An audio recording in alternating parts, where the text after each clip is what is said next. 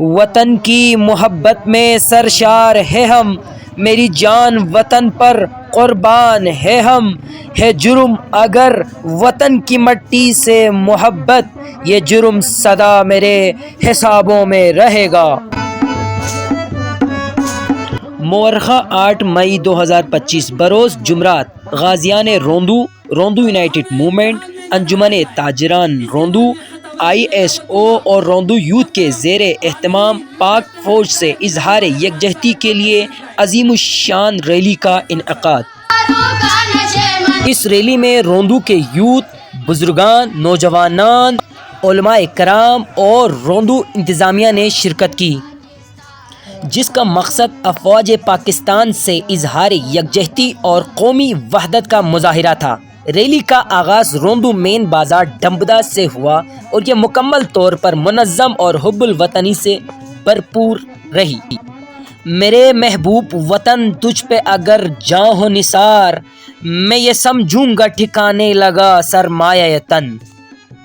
شرکا نے قومی پرچم تھامے، نعرہ تکبیر اور پاکستان زندہ باد، پاک فوج زندہ باد کے نعرے لگائے اور ملک کی حفاظت کے لیے افواج پاکستان کے ساتھ کھڑا ہونے کا عزم کا اعادہ کیا، اور ساتھ ہی دنیا میں دہشت گردی پھیلانے والے ملکوں اور دہشت گردوں کے خلاف بھی نعرہ بازی ہوئی، جس میں امریکہ و اسرائیل کے خلاف بھی لوگوں نے اپنی نفرت کا اظہار کیا۔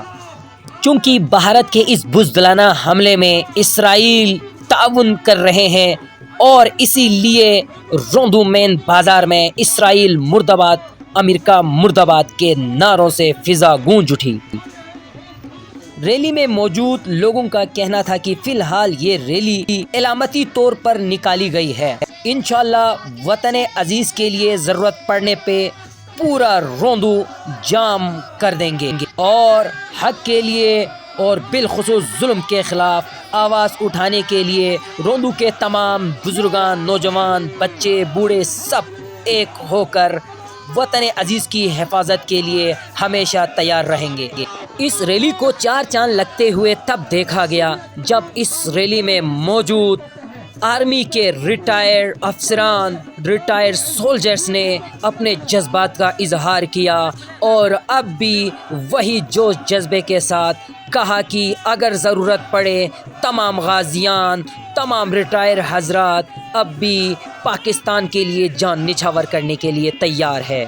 اور بھارت کو خبردار کیا گیا کہ بلتستان کا ہر فرد وطن کے دفاع کے لیے تیار ہے اور کسی بھی جارحیت کا متحد ہو کر منہ توڑ جواب دیا جائے گا۔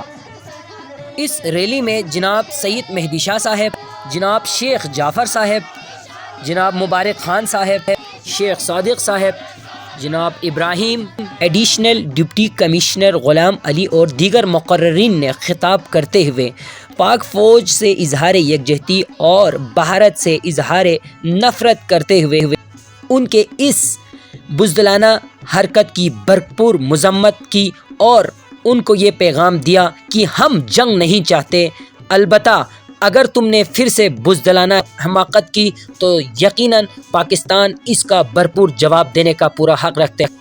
مزید مقررین کا کہنا تھا کہ ہمیں ایک قوم بن کر سوچنے، جینے اور عمل کرنے کی ضرورت ہے۔ وقت کا تقاضا ہے کہ ہم ہر طرح کی تفرقہ بازی سے بالا ہو کر صرف اور صرف پاکستان کے مفاد میں ایک ہو جائیں۔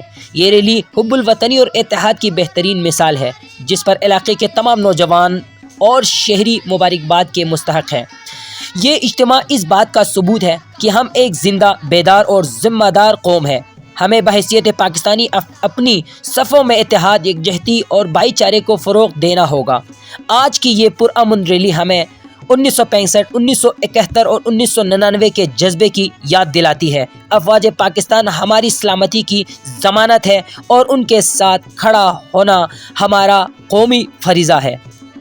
ہم چپ تھے کہ برباد نہ ہو جائے گلشن کا سکون، ہم چپ تھے کہ برباد نہ ہو جائے گلشن کا سکون، نادان یہ سمجھ بیٹھے کہ ہم میں قوت للکار نہیں۔